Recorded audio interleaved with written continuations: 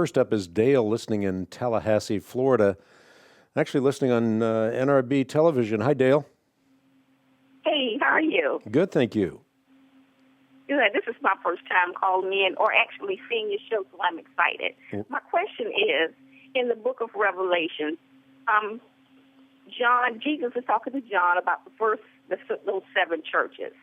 And he goes on in chapter 4 to show the throne and the lampstand and Christ sitting in the midst. My question is he specifically speaking to the Hebrew church, or is he talking to the Gentile in the Hebrew church? Yeah. And what is John seeing? Well, this is probably a great example of looking at the Bible through a particular lens, and maybe we need to switch lenses.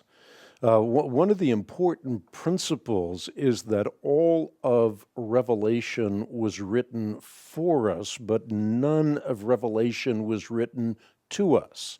And by the way, that is true with the whole of Scripture. If you look at the book of Romans, it was written to Roman believers in a first century epic. It was not written to us in the 21st century.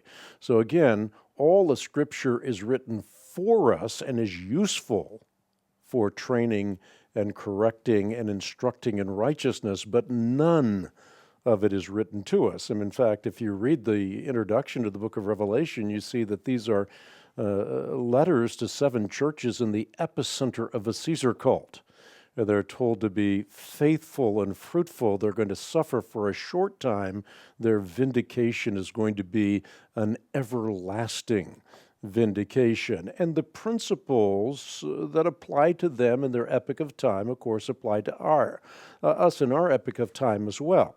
But the notion here that Revelation is only for a particular ethnicity is the wrong lens by which to read Scripture, because this is all written to those of us who are, well, in essence, true Israel.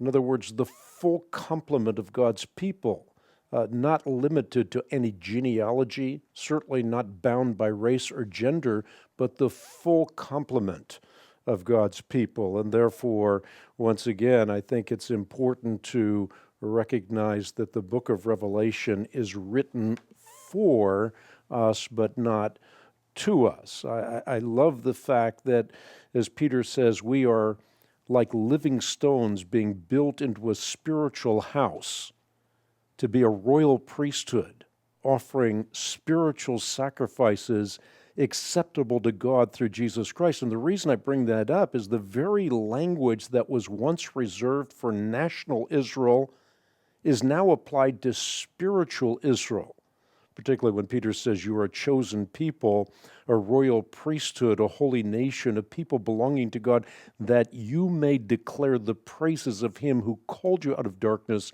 into his wonderful light. And then he says, once you are not a people, but now you are the people of God. In other words, the type and the shadow of the first century temple is now fulfilled in a holy temple, and that holy temple is living stones, you and I, knit together with Christ as our head.